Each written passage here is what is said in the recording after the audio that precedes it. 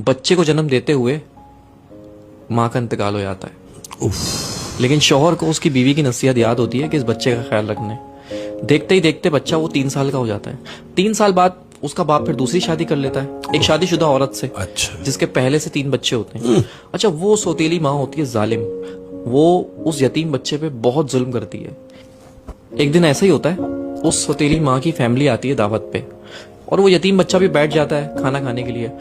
तो वो यतीम बच्चा चावल गिरा देता है।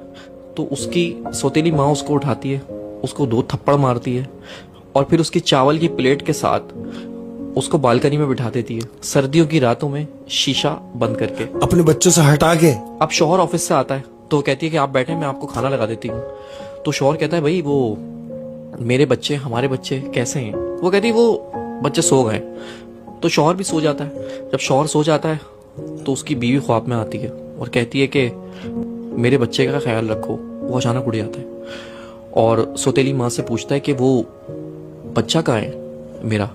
उसने बोला वो तो सो रहा है, आप बेफिक्र होकर सो जाए। वो सो गया, बच्चे सो रहे सारे एक साथ। फिर वो सो जाता है उसका मियाँ। फिर उसके ख्वाब में उसकी बीवी आती है कि देखो मैं कह रही हूँ मेरे बच्चे का ख्याल रखो। तो फिर उठ जाता है और फिर उससे पूछता है कि वो बच्चा कहाँ है, बच्चे सब खैरियत से हैं? उसने बोला हाँ तुम्हारा बच्चा सो रहा है। फिर वो सो जाता है। तो फिर तीसरी बार वो बीवी उसके ख्वाब में आती है और कहती है कि अब तुम्हें ख्याल रखने की जरूरत नहीं है क्योंकि मेरा बच्चा मेरे पास आ चुका है। वो घबरा के उठता है और सौतेली माँ से पूछता है कि बच्चा कहाँ है मेरा?